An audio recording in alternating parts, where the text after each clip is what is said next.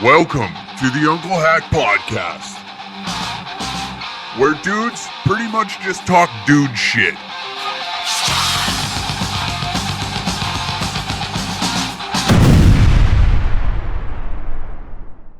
Welcome back. We have a great guest today.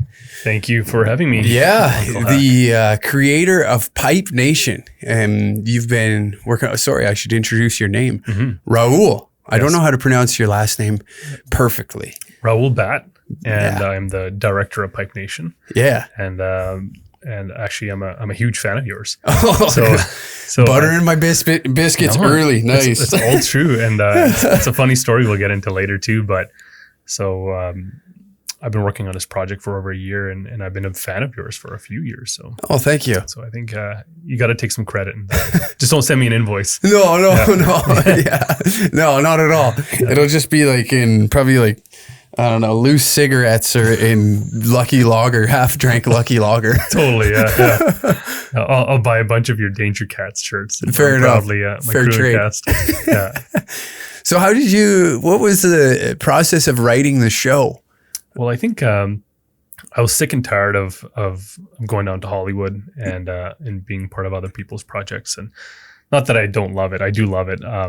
So I've done some work south of the border, and I'm a dad of two. I got two kids here, and I just didn't have time to go away for long periods of time. And doing projects like this takes many weeks at a time or many months. And so I really wanted to do something in my backyard, something I can do while I'm still running my other businesses and be around my kids and family.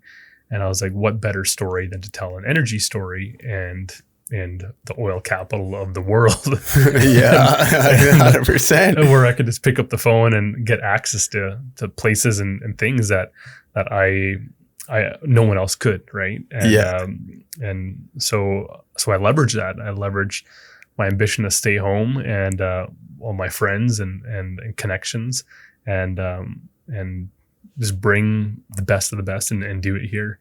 And so that was the reason I wanted to do this show. But it was also quite a journey that developed into Pipe Nation. And there's actually something I wanted to tell you. The original name for the show is and this stays between you and me, obviously, so, and everybody watching. Yeah, 50,000, viewers or something like that. Yeah. Just between us. So it was actually called the Dirty West, and because I wanted to play off what people call us or what people accuse us of, and like the Wild West or dirty oil and all this negative terminology and so gung ho and rolling with that, and then I kept getting pushback after pushback, and I was like, you know what, I don't want to go with that. Something people may not get it, even though it is making fun of who we are, and in my way, it was a very lighthearted way of giving people what they accuse us of. So I was like, okay, you know what, I'm going to switch for something a little more proud, and that's where Pipe Nation came up, and the reason Pipe is because the story is about the energy sector, but pipelines are always in the news. Whether you love it or hate it, you're always going to watch it, right? No shortage of it. And then Nation is like, I really wanted people to feel proud of it. So when they say the word, or whether they wear it on some gear or they watch a show, they feel good about it. And then they can watch a show and take what they take from it. But initially, I thought that was the best tone to give it, and especially with what we developed the story into. 100%. Did you find, like, with all of this happening, I guess let's dive into first of like more about the show first. So the premise of the show is just, it's a woman in the oil field that is breaking into it, or like I've only seen like a small trailer that you had. Yeah. But what's the storyline of the show, I guess? So you're bang on. So you're not wrong, but there's actually more to it. And I think when it comes to writing a drama series, you have to make the stakes as high as possible. And people love a situation where you create drama, and the drama is a fish out of water. So a woman in the oil and gas industry is not very common. There are a lot of women that work in the energy industry and they do amazing jobs, but But this woman is part of pipelining and doing a certain job in pipelining, which is typically, she's a foreman. So typically men run that job. So we took someone that doesn't belong and we put him into a situation and where she has to manage her environment and figure herself out and deal with so many external factors, like the men she works with, the environment, the massive machinery, the politics, and so many things that she has to navigate. And she's a single mom in the energy industry, so which is a common thing. So there's a lot of women. Very Alberta. Very Alberta. So we're like, that's where it's actually quite based off a lot of research. So we took a fish out of water, put her in this, and filled it full of shit ton of drama, the most of the drama we could find. And then we started developing out the show, and we started meeting with very high level directors, and directors, I can't even mention their names, but they're pretty high level.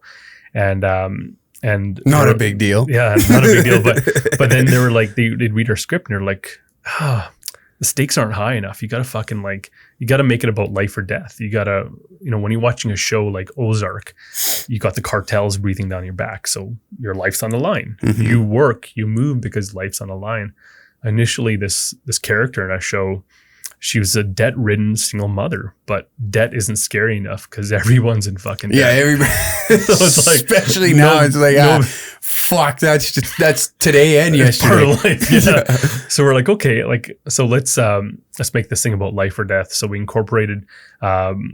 So when you look at other shows, like Ozarks has the cartels, and Sons of Anarchy has the Hells Angels, and or the MC and all this stuff. So we was like, what's very Alberta? And from our research, there's actually the MC. There is involvement in the oil patch. There's actually ties in business that we've discovered and we met along the way. And one of our and again, this obviously stays between us. Yeah, there's one of our consultants in our show is a real life MC. So we have this character in the show that really is the only way I can describe him is Inglourious Bastards, the Jew hunter. Yeah, where he's very eloquent, he's very well spoken, but he intimidates through his kindness. And we have this one character that's like that, and this is actually true. So the high level guys in these clubs, the real players, not the guys that are, like the gunners or anyone doing chaotic stuff, but the guys are actually quite kind guys. They're so kind that you almost fear them even more because they're that fucking nice. Yeah. And so that we developed this character. So it's a very, very complex, but this is the character that is the antagonist to our protagonist. So this guy is what lights her fire and keeps her moving, keeps her going forward and not giving up, because she can't give up because her life's on the line and is owed to, without giving out any spoilers, is owed to a greater power, like in other shows. And so we took the show there and made it about life or death. Nice. And that's what makes a good drama series. And it took time to do that as well. Yeah. And a lot of research. Yeah. It sounds like quite the fun thing, like the developing the characters and like being able to tell your side of the story when it comes to the oil industry and spinning it into a drama series, which if we're being honest, like I can't think of anything off the most recent one would be that film with Mark Wahlberg, wasn't it? Like that's right, yeah. They were doing weren't they doing like directional drilling at sea? Or I can't remember I forgot the name of it. I do know what you're talking about. Yeah, that was my biggest worry, and I think when we came down to this opportunity is that if I did sell the story, so I had the opportunity to create the script and sell the story to a Vancouver team or a team south of the border, which would film it. Mm-hmm. But where I wanted to go with this is that I took the hard way, and the easy way for me was to sell the script, sell the idea, and then collect the royalties and call it a day. But very much like how I do things very, always a hard way. So I feel you, dog. I know. But I think the payoff is worth it more so. The amount of jobs we created out of this project and the amount of fun I had and the amount of memories I created, I think those you just can't buy, right? And those are earned through a creative process. So the show is proudly written here. It's produced by myself, so my company, my team and I, we filmed it, my crew of 20 people. and we're a small, nimble crew. But right now we're at the position where we all work 3 jobs, but 3 jobs on set. So I'm a DP, I'm a director. So DP is not the DP what people I was think. just going to say, No, everybody's it's a head just director. exploded. What the fuck? Director of photography. So that means a cinematographer for the show. So I run the camera and I direct, and I'm also producer of the show. So that's my 3 hats. But that's what it takes to get a project off the ground. And obviously once it takes off, I have a lot more help. And but we love doing what we do. And I think so. Now the show is shot. So we shot it around Alberta, so around Sundre, which in our show we called the town of Hardwell. Mm-hmm. So and then near there's kilometer 72 camp that our cast work at, and a lot of our stories based around. And then into the foothills. So these people live into the mountains, and we chose pipelining was because these guys, they work in some of the most beautiful places in the world, which are Rocky Mountains. 100%. And I was like, what better way to incorporate nature and what we have in our backyard than through a story of pipelining? And so that was how the show evolved into like more precisely pipelining.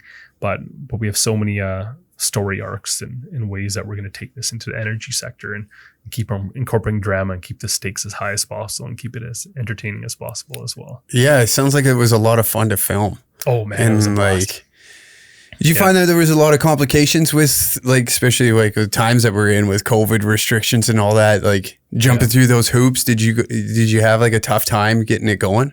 Yeah, I had literally everything and everybody against me. Mm-hmm. And I think we do live now in COVID-19 times, and we're all productions in Vancouver were shut down, in Hollywood they were shut down, and other places around the world. And here's myself that I basically have an erection and I'm ready to fucking go hard and create this show. Yeah. And so I think with that I brought up a lot of negative attention. Where we do have a lot of unions here in our province, and bless them now. Like fuck, we're really good friends now. But when we started off, I was a very an unknown guy, and I think like any business I do, I'll just steamroll ahead, and as long as I keep everyone safe, I figured there's nothing wrong with doing what I do. And so I learned a lot of hierarchy, the way our film systems work, and the way our systems work in Alberta, which I was very naive and I had no clue of how it worked. So fuck them if they can't take a joke. I know, right? That's exactly what it is. Unions, that's a cuss word to most of these guys. Oh, I know. Yeah. but so anyways, everyone, all the unions were worried I was going to get people sick. People are going to die on my set. There were safety issues and all this stuff, without knowing that I've run a business for 24 years and I've worked with a lot of people. And my biggest intention is to create work and jobs for people, good paying jobs, but also keep them safe while doing what they love. And that's why that's why I kept moving ahead. I kept inching ahead. But every time I had to overcome a hurdle from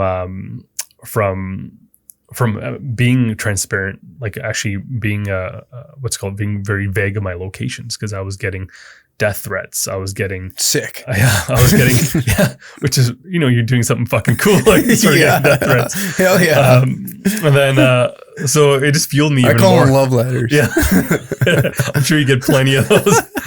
from I've heard both some sides. thoughts. Yeah, I've read some thoughts in comment sections. I'm sure you've covered all the topics of love letters. I've learned about 792 new ways where I can kill myself just through a comment thread. Yeah, I think I'm going to take an Uncle Hack's coaching session on how to deal with this. But lean into it. Yeah, lean into it. I'm going to write that down. But so it's been amazing though. But along that journey, it's made me stronger and tougher, and I have a good team behind me. Mm-hmm. And we kept going, and news broke. So I think our first story came out August of this year that we were doing the show, and we had 450 people show up at our media event, and obviously all social distance. We enforce that because there's cameras everywhere.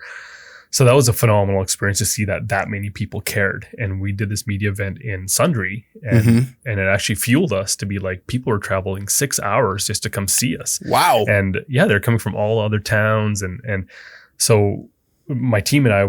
Oh, time for a little ad. That's right. If you go to dangercatshop.com right now, you can get 15% off your order. New products now available on the site. That's right. We got crew neck sweatshirts on there. And if you use the code HACK15, you'll receive 15% off your order. Also, the Patreon. You want an extra episode of this podcast? Not a problem. Head on over to patreon.com/dangercat69. We're going to release an audio version, exclusive podcast every week when this podcast is released. So you will not only get this episode that you're listening to 48 hours earlier than everybody else, but you get an extra episode when this one drops that you're watching right now or listening to on Patreon. So patreon.com/dangercat69. You can also become a producer of the podcast by subscribing to the Danger Dong tier. I don't know which tier it's labeled, but you can become that. Anyways, back to the podcast.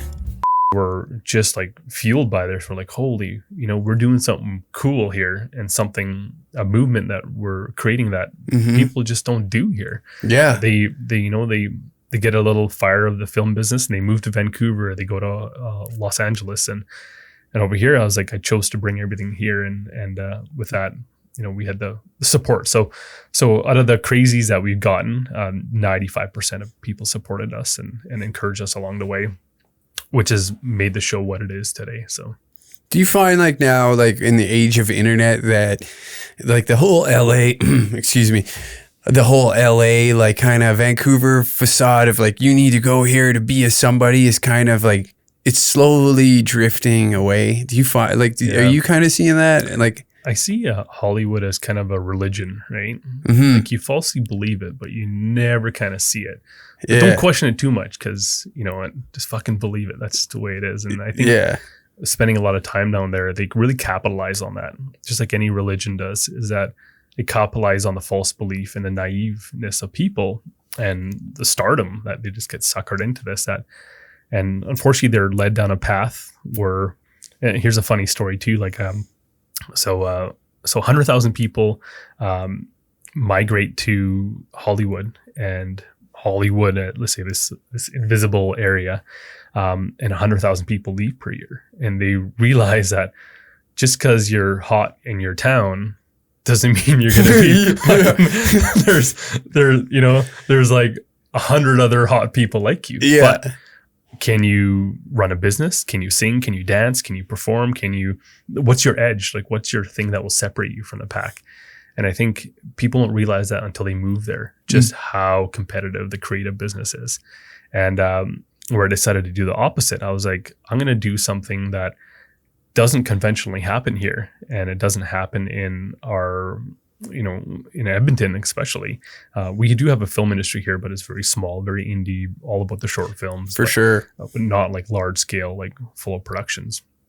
And so I was like, you know what, let's be different. And rather than going into that environment where you're saturated, why not go create something, an environment where people will love you and you stand out and you're different. You're the big fish in a small pond, let's just say. Although we're not small. Like I feel Hollywood, everyone has an idea, but nobody has the fucking money. in Edmonton, we all have the fucking money, but not many nobody people has an idea. Like, fuck it, I'll buy a Duramax. Fuck that film, man. Yeah, I know. Start a YouTube channel. Exactly. Yeah. Call it DC 69. Yeah, exactly. Sell 800 shirts a month or something. Yeah. But yeah, it's I think it's just doing something different, being different. You're different, and people love you for what you're doing, and so far, I think most people do love this concept of what we created. Well, it's always like there's like this black eye on the energy sector already, just from media attention or whether it's protests or whatever it may be. But then once you peel back that onion a little bit, like there's people that, it's not always coke snorting, Duramax driving dipshits. That's right. There's actually people in this industry that are smart, intelligent. They went to school. Right. That's just, at the end of the day, you are able to make more money. You can spend more time at home or whatever it may be. You can retire younger. That's right. I think that's what everybody's gunning to do in this life is just bank some money, retire young. That's right. Yeah. And, have a couple laughs along the way too. Yeah. Right? And I think you're totally right. Like, I think with that, why I wanted to do this show was that I grew up in Edmonton all my life, so 40 years. I've been all my life here. My whole family's been here since 1968. Yeah. So a long time Edmontonians and long time Albertans, and I'm very tied to the community. And for me, it just breaks my heart that people just love to hate us, whether other provinces or whether around the world, just because of the Greta Thunberg movement and just all kinds of stuff that they don't really know. Like the world of oil is not going anywhere anytime soon. Like, we still need it for a while. Beyond what's showing on TV, sort of like the big trucks, unnecessary toys. Maybe it's necessary to some people, but whatever the case, we need fuel. We need oil to fuel all that until we do find some sort of alternative energy, which is not coming anytime soon. But I wanted to separate us from the Dow Jones or just like I didn't want us to be just numbers that people can hate easily. So the show I created, I wanted to create an emotional intelligence, an emotional connection, but also show an emotional intelligence behind the people. Mm-hmm. So the show is authentic. There are people that snort coke. You need them, though. You need them. I need them because I needed to be truthful. But there's also the opposite end that shows the camaraderie, friendship, family, the real compassion of these people, like the love between all of them, and when they're away from their families. So when you humanize people, like I couldn't go down the path of going raw pro oil. You can't do that. Like, no. I think people are gonna call you bullshit, but what you can do is be real. And when you're through real, you can teach a lot of teachable moments through facts, technologies, like cool, things that happen in processes that don't happen in the oil sands in the Arab countries. Like, I think where people are abused or certain, like, we don't have, like, we have the technology and we have the care for mankind that we produce clean oil. And that's where I believe is clean oil, is that we treat people well. So I think I wanted to show that, and I wanted to show the people. And then as the show progresses, we're going to introduce so many new elements in the energy sector, also green energy as well. And not green energy as in raw green energy, but there's politics behind the business of green 100%. Energy as well. There's corruption. There's corruption in any business, right? You always got to follow the money. And my job as an artist is to put that all on the table and let the viewer decide. But it's not my job to take it in any sort of direction. Yeah. Well, that's an interesting way of looking at it. Yeah, that's awesome. When you're like developing the characters, what's the process that you go through? Like you said, like because you do need those guys. Like we were just talking about, like you need the coke snorting welder that's going to be like fuck bud, like. But then you got the guy that sits in an office, is very intelligent, well with his words, but he's his pockets are getting sifted a little. Like when you're developing that, are you like incorporating? Like, you going to sit with people? Like, I've always been interested in that side of film. You know what I mean? Yeah. Well, if by sitting with people, you mean partying with them? Yeah. We shit done. We partied with some real life pipeliners, and had some pretty interesting experiences. So a lot of our characters are developed off of real people, and also dramatized and embellished a little bit, but also suppressed. There's certain things we couldn't disclose. Yeah. But the real life people, like, that we met along this journey of creating the show. So I think it's as accurate as you can get. And we even have the blessings of these people that read the script and read the characters are like, holy shit, this is fucking bang on. like you couldn't beat that, right? Yeah. And they're actually proud of it. So I think when I got that feedback, I felt proud of it. My team felt proud of it, is that we did it as accurately as we could, and we took the time and we did it right. But it took almost, so we went through about 13 revisions of the script. And then even on the fly, we revised, we're tweaking a little bit according to environmental changes that we deal with. We were dealing with a rain day during our 27 days of production. Like, so things like that, we would really, like, we were small enough and nimble enough that we would write on the fly, or think of stuff on the spot as well when we're all together in the show.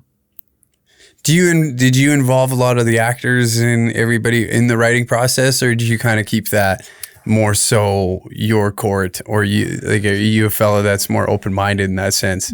I think it's good to listen, but not listen too much. And I think a lot of my writing was done from myself and my writing team. So initially I started this project. I had 2 dedicated ghostwriters, part of the project, and then we finished it in about 4 months. And then we realized that the script was crap. So not crap in a way, but it wasn't high stakes enough. Yeah. And that was after we met with some pretty big directors. So, and then we're like, you know what? We actually got to spend time around. So we started like holding barbecues and fucking partying with, people into the mountains and all these frontline oil and gas workers, and really like soaked in the culture. and the culture. You did it for the culture. Oh yeah. Like there was times like where, oh God, like cocaine was flying around. Like our actress got in a wrestling match, like with a full out fight with one of our real life female pipeliners. Yeah, on the kitchen floor, where I was in, like, I went ghost white because I was like, whatever you do, don't fucking hurt her face, because we have to do a show here in 3 months and all our jobs are on the line here. I was like, so like it was I would say it was full of hurdles, but these are things that we overcame. Everything, even this, this fight these 2 women had, we ended up, one of the friends of these women ended up being we casted her as an actress in our show because we met her through her. So we found. So wait, these 2 knew each other and then fought? No, they didn't know each other. They knew of each other. Yeah. They fought, but then the friend of the one that fought our actress we ended up casting her as an actress in the show, and everyone's cool. Like, we're all friends now. Like, it's holy fuck, that couldn't be more oil patch. You're like, oh fuck, yeah, I know that guy. Fucking fought him 3 years ago. Best bud now. For sure, yeah, exactly, yeah. And ended up, they all came from the same town of Bonneville, right? So shout out Tanner Bozer. I know, totally, those are your people, brother. Totally, yeah. I'll text Demare and thank him right now. We text back and forth. They're producing nothing but pure beauticians out of there. Yeah, very. Especially when the show becomes a hit, right? And your fans pick it up. I think it'll be funny to go back to these small towns and see, are these individuals the same people anymore? Because the viewers around we're gonna get for the show is not just around Alberta. Like the challenge of the show is, can we get the emotional buy-in from people in New York, in Toronto, Vancouver, that may not understand our culture here, but they're like, yeah, these guys are cool people.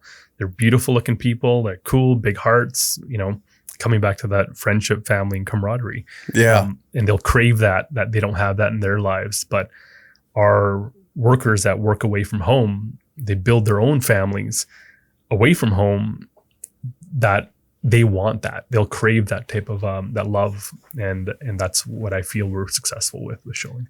Yeah, it's strange because like even boiling it down to like this, the urban kind of rural living, and then you get into, it's more like, it's pretty obvious in a sense that more rural communities, like I grew up in Tabor, you lean more into the blue collar work because that's what you grew up around, and so like you have that sense of community before even going to a camp, or you're going to a rig and you're with these guys all day every day. So it's like I see like that blend that you're trying to give to somebody that may be in a bigger center and doesn't quite understand like how the fuck can these guys fight one another and be friends 10 minutes after. Like I know.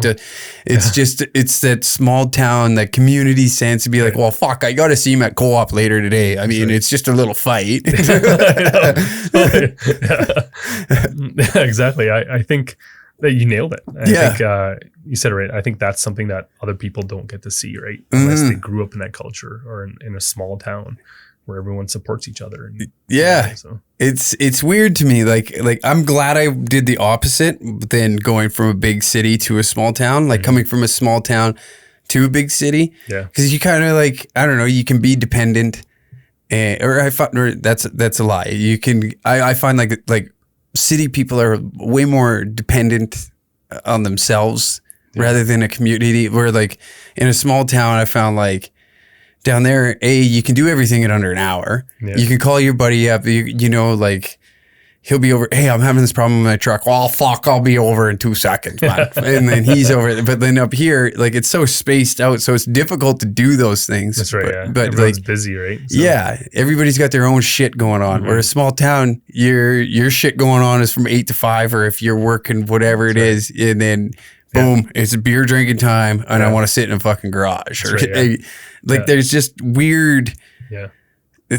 Activities or whatever it may be, but I can feel it, but I don't know how to express it. You know? I get it, and I think that feeling is what we felt when we shot in Sundre. So Sundre is a population of maybe 1,500, 2,000, like small town. But man, like we had people like giving us fleets of trucks. Like we had one woman that owned Sundre Contracting. She tore up probably 2 kilometers of a giant hill and built us a pipeline so we could film our TV show. And I was like, what is the sticker price on something? She's like, about 300,000 around there.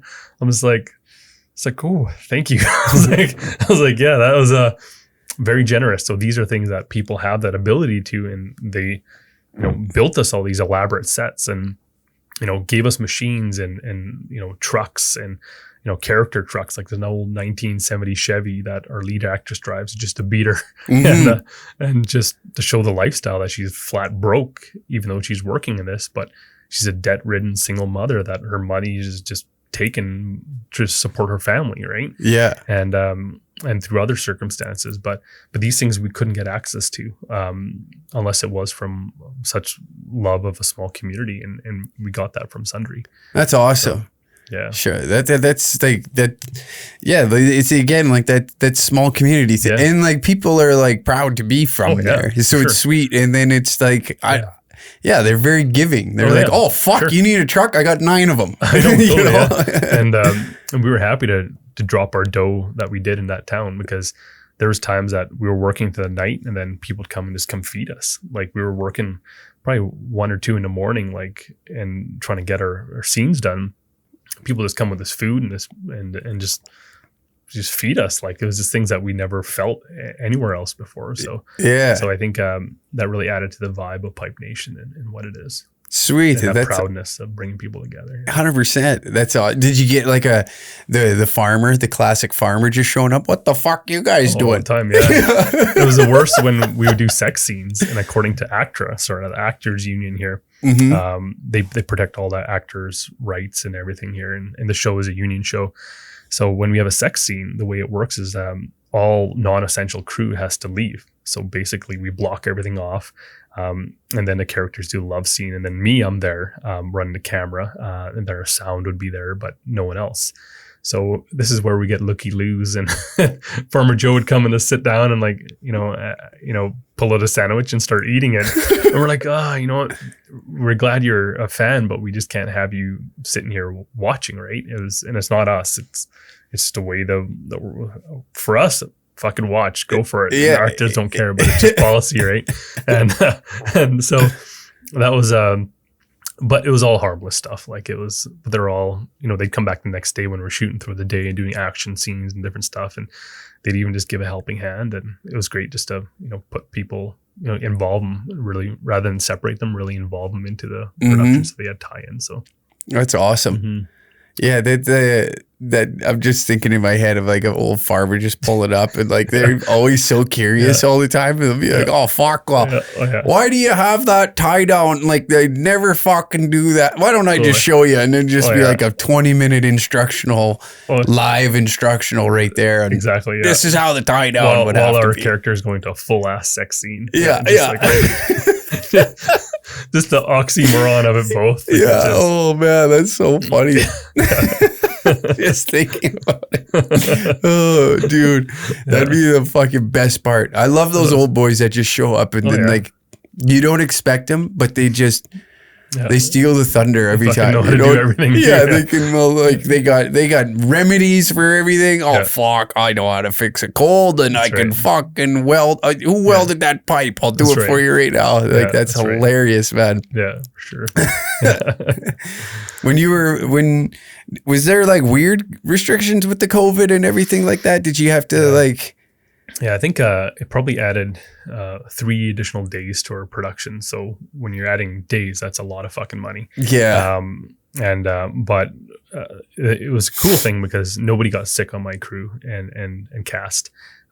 So we actually watched a clock. So after we all got back after 27 days of production, I was like counting the days down. I was like, please don't let anyone get sick, because the amount of media attention and news that this project got, I knew I would get the reverse and probably double the amount of negative attention if someone did get sick. Mm-hmm. So 2 weeks flew by, no one got sick. I was counting down the days, and I'm proud to say, and I'm telling it to you now, like no one on my crew and cast got sick, and there was a reason for that. And I think we were very strict with the masks, even though Sundry didn't have masks policies at that time, but we still implemented it just because we're coming in from Edmonton. So no one left our hotel rooms without a mask. Anyone that wasn't on the scene was wearing a mask. So we were wearing full out shields. And it was more, I knew we were fine, but it was a respect out of the care for everyone that helped us. And so we went down these extreme measures, where I even had two chefs that were cooking for us. And so are cooking our own food, with our own produce, our semi-truck, cooler truck from Highway 9 that kept all of our food cold, and our own food that we brought in from Red Deer Costco. So the measures were literally insane. Like I couldn't just buy food from a local restaurant because it's risky. Like we weren't in our own bubble. So from semi-trucks to chefs to like all the food being separated and pre-packaged, like they packaged everything and sealed it, and then everyone had to eat separate. We even ran our feeding times. We separated into 2 groups. So half our crew and cast would eat at a certain time, half our crew and cast would eat at another time, an hour later. So just literally insane stuff. The whole hotel was sanitized prior. And then I swear we had gigantic bottles of hand sanitizer, just the biggest you could see. Oh, yeah. And tons of them. And that's what it took. And we pulled it off. And I think it's a success story where everyone was against us, and everyone was, I even got calls from the union directly. It was like, Raoul, you better not fucking pull this thing off. I was like, there's no way you're going to get insurance. There's no way you're going to get all this stuff. But I got insurance. Everyone was covered. Everyone had WCB. We were fully protected. And I successfully pulled it off. And I think it's kind of fucked up to think that they were against you when it's not doing anything to help me. Yeah. Along the way, like we had to figure out our own shit. And, but it came down to me hiring a safety officer that had job site experience, a real oil and gas job site experience. She basically just brought that on our film set. And so it worked. It worked. Yeah. Hell yeah. It worked. Yeah. Nobody died. So I'd say that's a success. And, bless up. I know. We all got our limbs too, right? Yeah. Even all the fucked up shit we were doing on scenes. But yeah, we had full stunt coordinators. Everything was protected, but thankfully now, like I've earned some street credit with the unions, and actor, I love them to death now, and actually I'll only do my shows through the unions now because I understand they're there to protect the actors, because there's guys like me that actually do care, they'll hire the chefs, they'll hire the safety officers, but the problem is there's dickhead filmmakers in town that won't do that, and they'll really like take people's naiveness and want their hunger for fame and really take them down a journey that isn't right. And that's not what Pipe Nation's about. Pipe Nation is about a community that came together, and everything from pre-production, production, and post-production is all Alberta based, and we're paid well, we're treated well, and we did it in a professional manner that's competitive to Vancouver or LA, because when you go to sell your show, that's what people are buying. They're not going to buy some donkey shit. They're going to buy a process. They're going to buy your team. They're going to buy that. Sure, you created one episode, but can you create 10 more? Sustainable. And that's what we are. It's a sustainable business, and so for that, I'm excited for Pipe Nation, of what we pulled off together as a team. That's awesome. Yeah. So by just coming in and bulldozing down, were you on your heels quite a bit, like thinking like, fuck it, this has to go right? Like, were you stressing a lot about that? Oh, yeah. I think I developed a fucked up twitch on half my face because I was making 100 decisions a minute, and there's a lot of stress. I don't even think my crew and cast realized it.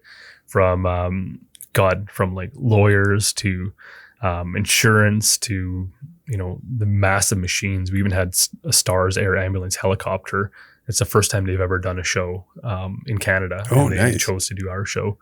So just a scale, and you have a $17 million helicopter, and you got like a $2 million Sherp, this crawling machine that was given to us a day before. And we had to quickly rewrite the scene to incorporate this awesome machine that people don't get, or a helicopter people don't get. So we had to give it enough screen time, and have $500,000 pipeline built, including like real life workers, welders, and everything happening that we had to pay attention to and write them in consciously. And but yeah, it was a lot on my shoulders. Everything from keeping everyone safe, but also keeping sponsors happy, and also unions to bigger guys, potential buyer like let's say Netflix. So these guys are. It was something that I don't even know how the fuck I made it through. I didn't ask that. Jesus. I think there was points throughout the whole production that my team was literally holding me up, because we were doing 22-hour shifts just to get this done, because COVID kept getting worse and worse and worse. We're like, if we delay this any further, everyone's gonna be fucked, and our show's gonna be shut down halfway through. So we're just cramming things faster. We're basically made a feature film in 27 days. Incredible. Which is it takes months typically, but we had to do it because this is our only shot to do it. Worried about the second wave. We had everyone that we needed in Sundre. Everyone came from Calgary, Edmonton. Every day that went on, I was getting charged more and more, and because we were paying union rates. And so I think it was massively fucking awesome. And I think there was no other high that I could have found anywhere else, unless you and I took a trip to Colombia. But it was it's a creative process, and I think having it with 100 awesome people that are on your same vibe, there's a certain romance behind it that I've experienced before in Hollywood, but I haven't experienced it here, and I felt like we were able to replicate that in our own sense and still pull off what we pulled off. So with your what were some of the things that you did in Hollywood? Yeah, so I was the DP, so director of photography for the Daytime Emmys. Yeah. And a producer for the Red Carpet show. And then I was part of Jurassic World at Universal Studios. So I was again a cinematographer there, and then I was involved in other influencers in editing. Jay Shetty, he's a big influencer online. I did a ton of his editing and his spiritual meditational programs. So I've seen these guys, and but the coolest thing is when I did the Emmys, and what clicked in my head was when I met Ellen's crew, and there was 200 people behind her, and they were all there receiving an award. Rachel Ray, Sesame Street, Storybots, Ninja Turtles, And they're just like 75, 100 guys, just like me and you, jiving together and like, oh, let's be creative. And we're not here to compete. We're here to work together and create something cool and sell it to a buyer, which is, a network, or like in our case, it'd be like Global, CTV, CBC, or even bigger now, Netflix, Amazon, Apple. They're all of our buyers now. And let's create something together and do what we love and make enough that we can feed ourselves and feed our families and make a job out of it. And as soon as I saw that philosophy, and I was like, holy shit, there's 1,000 people in this room in these Emmys, and they're just like me. Mm-hmm. Now, I've never met that before. We're over here, guys like you and I, we're like aliens. Like, we're fucking think different, or we're just like, it's weird here, right? Yeah. If we don't have a traditional job.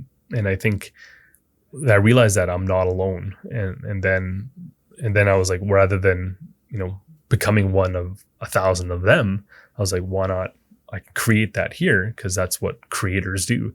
We can invent shit out of thin air. It's just something we're just able to do. And once you become conscious of that and you treat it like a job, and you start developing a process and you turn it into a business where you actually make an income, you actually pay bills and pay people, that's a fucking good thing. That's a good thing. And that's how it all clicked. And I think that's where I just want to do more. Like I'm after. You got the bug now, hey? Oh man, it's not. I got 4 more shows planned up. I even have people pitching me shows.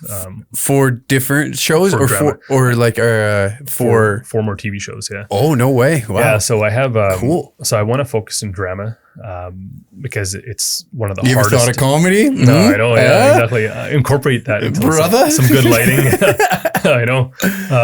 If you want to make like there's comedies like Ace Ventura, Dumb and Dumber. They're still like narrative series, right? Yeah. But with good lighting, good sound, rehearsals. Like I love controlling everything on a scene. So like everything you see in frame, from the set design to like the clothing to like the makeup to sound to everything, the emotional feeling that you deliver. That's where I want to go. And that's what I mean by drama series, is that it's not I don't really care for documentaries or reality shows. Reality shows are just trash to television. Totally, man. And I fucking hate them. Yeah, I think it's kind of like, there's guys in Alberta that do it, but it's just not my thing. I love like casting professional actors and just delivering some cool, teachable moments and wicked messages. And you can do some like really cool stuff, like highly emotional, everything from sex scenes to like, comedy. Like we have a lot of comedy in Pipe Nation. We have one of our characters, a pretty fucking funny guy, but he's like our balance that balances out the darker moments in the show. But I think once this is sold, I have 9 more episodes to do. And for me to scale my team to multiple shows is no big deal. Like it happens in Vancouver, it happens in Hollywood all the time. So yeah, that's cool that you really want to bring it back to Alberta. Mm-hmm. Yeah. When SCTV days, they were crushing it here. Yeah, great point. Like there's a gigantic studio here it's available for sale if anybody wants it. It's $6 million, but that place, it's tiled with fucking gold. Like you see it, like what these guys did in the 80s is unbelievable. So I do recommend taking a tour in that. Like it's just a time capsule of what creators can do. But yeah, no, SCTV, man, like that inspired me to be like, yeah, we can do it here. Mm-hmm. Yeah. And we have the beloved Tommy Chong that came out of here too. We can't forget him. That guy's a legend. Yeah, I know. I swear he wears Danger Cat clothing. I wish. Yeah. I actually ran into him. Yeah. At a sushi place downtown. No way. Yeah. It was just like 2-3 years ago, and I'm sitting there, me and my ex are sitting, and she goes, hey, I think that's the guy.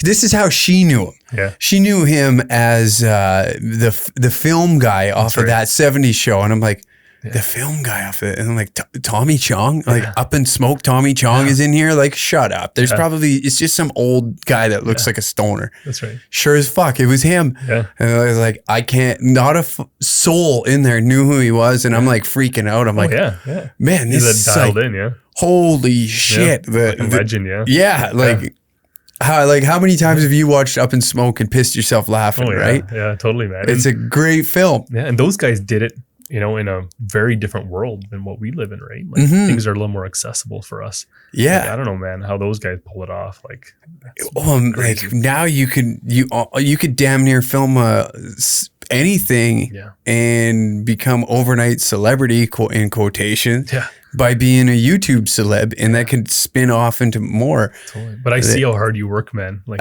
you're it may look like a overnight success to some people, but man, like you've put into years and the creative energy you put behind your fan base, man, like it takes conscious effort and intention. And that's how you're successful in your show. So yeah, it's funner now. Like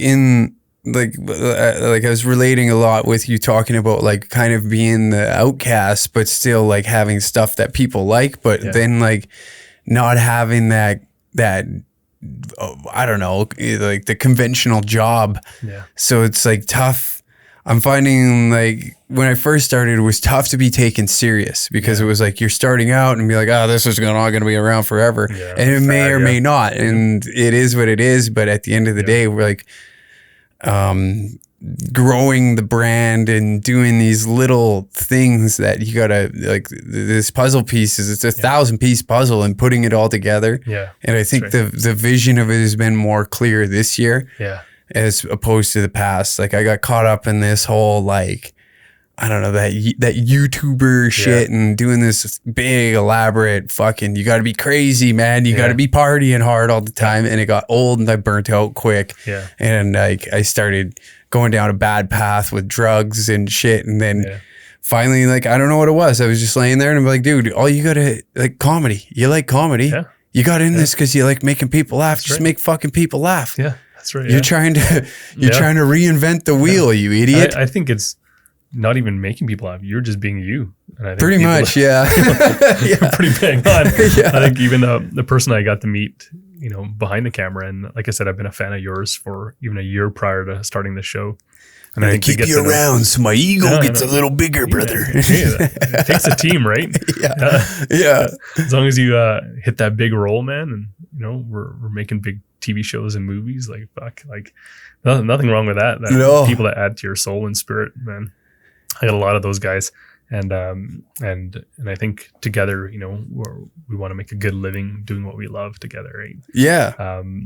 Yeah, man. Like I think more people need to embrace who they are, and I think there's nothing wrong with being different.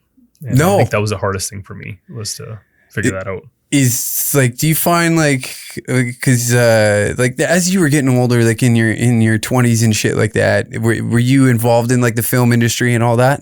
Yeah, I was, but in secret. Like I was almost ashamed to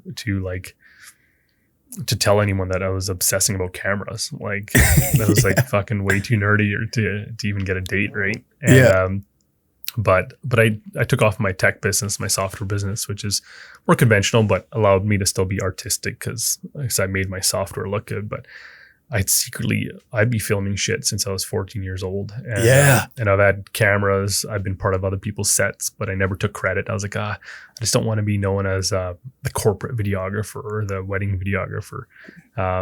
Because for me in my head, that wasn't big enough. That wasn't what my heart aligned with.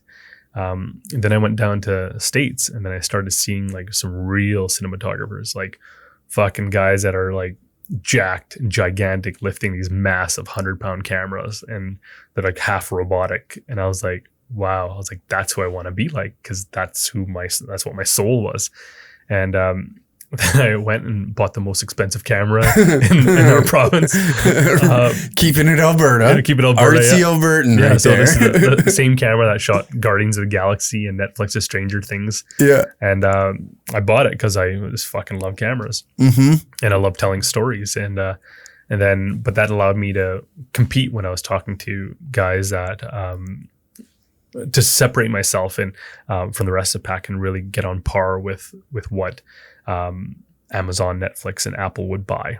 Because surprisingly, there's a shit ton of money in film, but people don't realize that there's a whole like Christmas tree in business. They talk about, you have a certain amount of customers up top, and then you have a whole shit ton of customers at the bottom. But the film business is reverse. there's a shit ton of people that won't pay you for your shit. And then there's a small, tiny little top that will pay you a lot of fucking money. But to get into that caliber, it takes like everything from your storytelling skills to your gear, to your team, to execution, to branding, to everything, to even public attention and public support. And that's when that small little Christmas tree will pay you so much more than you can ever dream to sustain your creative business. And that was the business of business that I look at. Show business. It's called show business for a reason. Yeah, it's still a business. And I was able to bring that business understanding to a film that's full of artistes that only want to do the artiste stuff and don't care about the business, which is idiotic, because I think you need to make it sustainable. If not, how are you going to employ your team? You can't employ your team. They're going to get sick of your shit after the first day. So, if you can figure out how to pay people and do what you want to do, it's the way it's done. You need to be a businessman and artist, and like you're an artist and a businessman, and you're able to sustain and create this awesome community, like a religion. I think DC 69 is a fucking religion. That it's definitely cool. It's a fucking religion. Yeah, it's I don't know. People have asked, like, that was my fault. Okay. Yep. Okay. What were we just on? It was talking about creating sustainable business out of doing something that you love. You find like for me, I'm not really motivated by like material things or money and shit like that. Like, of course you need it to keep going. For sure.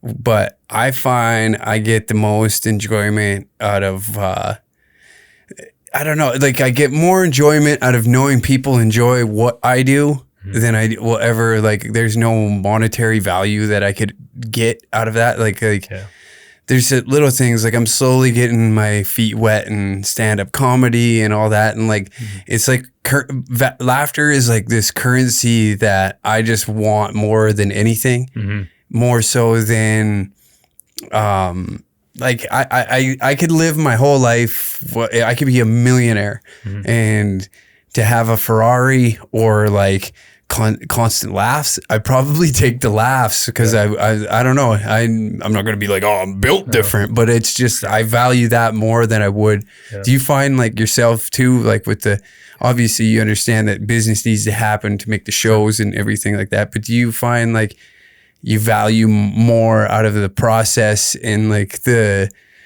everything around it, like the emotions you feel with it, creating this, getting to use your brain in a different way rather than be like, oh, okay, I'm going to go do these papers for a living. You know what I mean? Totally, yeah. I think I can relate with you on that, man. I think that's just part of getting older. And part of just like finding out who you are. And I think I'm very much like that. Like, sure, I like nice things. Like, fuck, who doesn't? But I think I don't need the latest and the greatest of things that won't take me where I want to go. And for me, it's what will take me where I want to go is I just want to make TV shows and movies. Like, I don't care. Fuck, I can like ride my bike all day and just just make TV shows and movies. That's all I care about. So I'll buy like the most expensive camera, but so I can compete on a level, on a platform that when I create my show, it's on par with another production. Yeah. That's where I will spend my money. But I'm over that, fancy cars, expensive shit. Yeah. Like I think, I'll rather get my hands dirty and even when I did this show, like I was like right in the thick of things and I had my team that I was leading, and I'm never the guy I'll just order people around and won't get his hands dirty. Like, fuck, I was like right in there, man. Like, and I did it for 27 days straight. Like, basically went through a war zone with production and survived the end of it. But I do take credit.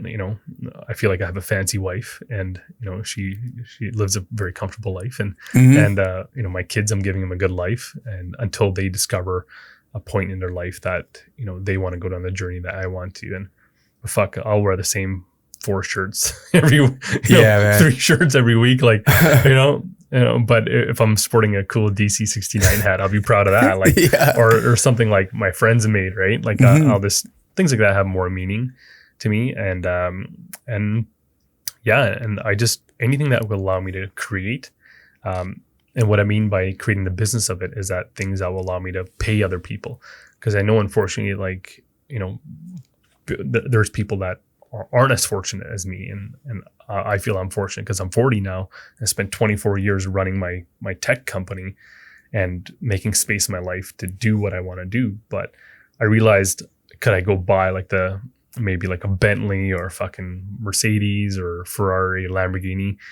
I chose to make a fucking TV show instead and put all my money into there, right? Mm-hmm. I hope I get it back. There's no guarantees.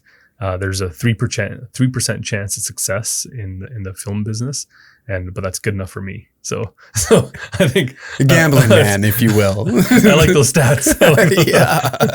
Yeah. We're just looking for a number 1 draft pick here. That's exactly. all. Exactly. But I think this whole summer, I had over 50 people give their lives to me for 2 months. And in some of them, 20 of them even longer, because it took 6 months of planning to develop this 2 months of, or this month of shooting, and then another month prior to logistics of making sure we had the food and infrastructure to keep us safe in a remote place. And, but I was so happy spending all that money there, man. Like, it didn't bother me at all. I was so proud to pay my bills and even paid everyone in advance. And I think, and to the point where I even pissed off a lot of unions were like, no, you got to pay later, or you pay the unions, and unions pay the actors or pay the people. And I actually prepaid because I trusted people so much. And we built this camaraderie and friendship that I didn't want them to worry with me that if you're going to fucking go through this nightmare with me, nightmare of grueling work, it'd come out at the end that's the last thing I want you to worry about, is that you'll always eat and you'll always be kept safe. And through that, we'll create this phenomenal show. And that's what we did. And that was my philosophy with anything that we do. And for me, I'd rather sleep in a fucking ditch with, dirty clothes and make sure everyone else is well fed. And that's all I need. And I'm totally happy with that. So, like even, I know we even talked about your project briefly, and I think it bothers me a lot that, and it's just the way the world works. Like, there's people that will charge unnecessary amounts, and I don't feel that way. I feel like it's better to be fair and see you successful, and we'll grow together and, create tons of shit together. And that's always been my philosophy. And that's what's gotten me through 24 years. And that's why I do work for all the police agencies and, the airlines and banks and fucking all these guys, is because I think I believe I care. Everyone likes to say that, but I generally I just don't give a shit about the money, really. It's really about creating something together. Yeah. And that's what this is about too. Yeah. And for sure. Cause it's even like even little things. Like, I understand that I don't own a YouTube channel of 5-6 million people. And like, maybe here in Alberta and Canada, I guess you could say I'm a little bit more of a recognizable face. And you are, yeah. But, I think since I met you the first time, I name dropped you, and everyone was like, "Holy shit!" Like, all big fucking fans. Like, everyone's a huge fan, man. It's weird, and like, smile. Yeah, it's good. I like that it makes people smile, and it's great, and be like, you got these stories, and like, especially when I was being a wild fuck like 2 years or even a year ago, and I laugh. And I thank my mother a ton for my sense of humor, else that shit would fucking haunt me for the rest of my life. Mom. But it's like, I don't know. I just don't view it as, I don't see it. I don't let ego get in the way. I'm just like, even like there's little things like you hear when you're standing in line at a bar. And somebody will, oh, well, why are you waiting? Because I fucking don't care, man. Like, I don't need to go throw my cock around. It doesn't. Totally, I'm more interested at the end of the day of just keep doing what I'm doing. I'm blessed enough to have this opportunity. I almost pissed it away, but thank God I woke up to what I had, and I just want to further it. And like, it's cool to meet other dudes like yourself that are more interested in the creative process behind everything and producing it and having their fingertips kind of in everywhere. Yeah, I agree. And understanding the whole game. It's a cool feeling. I think once you get to that level of thinking, it's just like, it's almost like Zen, like in some sense, like it's almost like, this is our sense of meditation, right? Mm-hmm. Just doing shit that we genuinely love and Yeah. don't have to do shit we hate doing. Yeah. Like I thoroughly enjoy, like I'm 100% sober these days. Like I don't even, I know, me too. Yeah. I don't even drink or, you know, maybe I'm the same odd, boat, man. yeah. I feel like it slows me down. I can't like think to create, right? Yeah. And like maybe every now and then I'll eat like a weed gummy and watch something funny. Yeah. Or if I just like, I don't know, throw on something weird on YouTube, like I'll end up watching like some weird videos of like these culture, I don't know, just strange things. And then that's when my wheel gets spinning and I'm like, okay. And then I got to remember to write that down and not be too stoned or. I'm there too. Like 3 days ago, I walked into Nova Cannabis and I'm like, fuck. Give me the strongest shit you have. Like, I was like, what do you have? Like, gummies are just too slow, right? And so I was like, I haven't done a bud in a while. So grabbed this strongest bud of CBD because apparently they sell them separately, like CBD and THC. So you can buy really strong CBD and really strong THC, but you can't buy them together. You got to buy them separately. I'm like, theoretically, like if I were to mix the two, like grind them together, you make your own joint. And she's like, well, I can't tell you that. Like this person working at because I guess the AGLC rules. But she's like, this is what I do. He's like, I'll take a little bit of this strongest CBD one that I have and a little bit of the strongest THC, mix it all together, make my own joint. And I'm like, I'm going to do that too. And, but I love that because it takes my thinking to like a higher level of creative process. Like I just feel like, it adds to my creativity. Go to bed, wake up next morning, I'm ready to crush it. And I don't get slowed down. So that's the only thing I'll dabble in to like really, really let my mind loose. Otherwise, as a creators, we're always suffering in some sense. And I think because that's just who we are, is our identity is that we can't stop creating shit.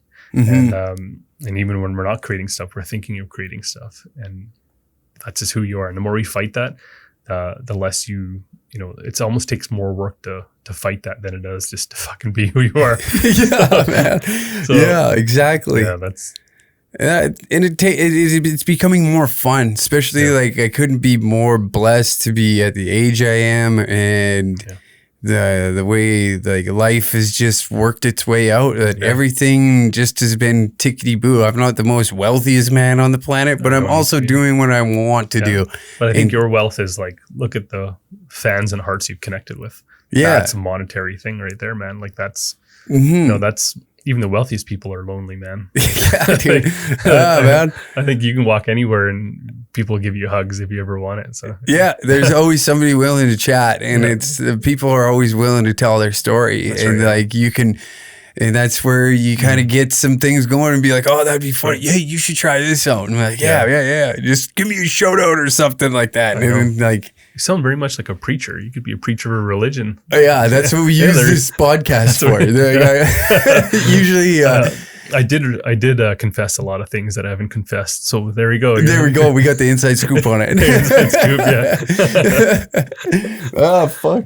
I know, like, some of these solo ones that I do are just they're way more sarcastic. Like, obviously, I don't want to bring you on and be a dickhead the whole time because I think that'd be ignorant and arrogant of me. But I just kind of make and poke fun at a lot of things. There's too much. I don't know. Everybody's so pent up these days. It's like relax a little bit. Don't worry about the presidential election. You're Canadian. We're fine. Ours is over. Let's just get through this fucking pandemic so we can go back to life. I know. You know? Oh my God. Yeah, totally. Yeah. I think it's like there's times that I have to like disconnect from all that stuff and just focus on my own shit. I don't even have internet at my house now, man. I don't. I have. Says the biggest star here in that area. Yeah, I know.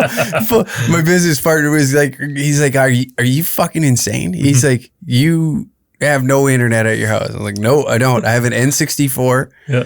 And then in the corner of my living room, I live in a little 1-bedroom place that I'm never at. Yeah. During the week, I'm at as many open mics as I possibly can go to, sitting with dudes and shooting the shit. And then if I can't get on that night, I go home. I sit at my table, and then I just write, or I think of ideas and then I write them down. That's I'll awesome. read, or like I've been getting more and more into reading. That, or if I'm like about to go to bed, then I'll use a little cell data to like listen to comedy, watch a sketch, see how some guy did this. But I'm surrounded by this shit all day long. Like it's so you got to disconnect. And I think that's your job, is like to maybe stay in tune with the world and see things that other people don't, and tell stories in your perspective. It obviously works, right? People love it. Like, look at your fans. So and it's even like with your show. Like if you weren't raised here and knew the culture and everything, to make Pipe Nation would just be totally fucking, it would be something totally different than what you've explained. It'd be foreign. Like I think you're just almost like you're going to another planet, right? Or like me telling a story of like the BC fisheries. Like, fuck, what the fuck do I know about the ocean? Like nothing. Right? I think how to raise a show pony. I know. I'm the last guy that should be doing that. So, it's telling a story of what I know and people I grew up with, and and I've financially benefited from that industry in an ad hoc way, in a different way, but I did, right? It gave me a good life, and I'm thankful for that. And this is my way of thanking them in my own way. By creating something that the world can see. 100%. Yeah. Right on, man. Well, I know. We chewed up a good hour in here already. I know, and people's data plans. And, if they made it this far watching me, fuck. Yeah, that or listening in the work truck, we chewed up a day for them, or a good hour. Yeah, totally, Thank you for stopping in, man, and I appreciate it. Thanks for your trust. Where can they find you? Pipe Nation on Facebook, Instagram, and even if you just Google us, there's tons of articles. So we're about a month away from our rough cut, and then our fine cut will be about a month and a half. So what that means is that the show is coming together. We're editing it all together. We have a ton of local musicians, 5 bands and singers coming together. They're actually scoring the TV show. So actually bands coming into a studio, fucking just jamming music to certain, there's 5 scenes in the show that they can score to. And our musician, and part of our scoring department, Dan Swedberg, he's managing all that aspect. And so all the music is going to be local Alberta talent. It's going to be phenomenal. Like, these guys are unreal. And so once that's done, December, we'll be doing a screening. And I hope you got our friends with Benefits Club and even the DC 69 and, all your fans. Like, I'd love to invite them to the show, or even an opportunity to win a screening. Yeah. We haven't decided where we're going to screen it yet. Some of my options is booking a rodeo barn in Sundre, or doing a drive-in theater, or maybe book out some theaters. Drive-in theater would be sick. I know, it just depends on COVID-19, what's going on, but it's not going anywhere. So I think most likely it's gonna be drive-in theaters, and that's actually kind of that's unique. I know, it's very unique. Yeah, so I'll let you know, and but I'll give you updates first, and then you can relay it to your team and your fans and stuff. But I'd be so thankful to have them all there, man. Like, it will just make the show what it is. So it'd be that little feather in the cap. It would be, exactly, totally, Hell yeah.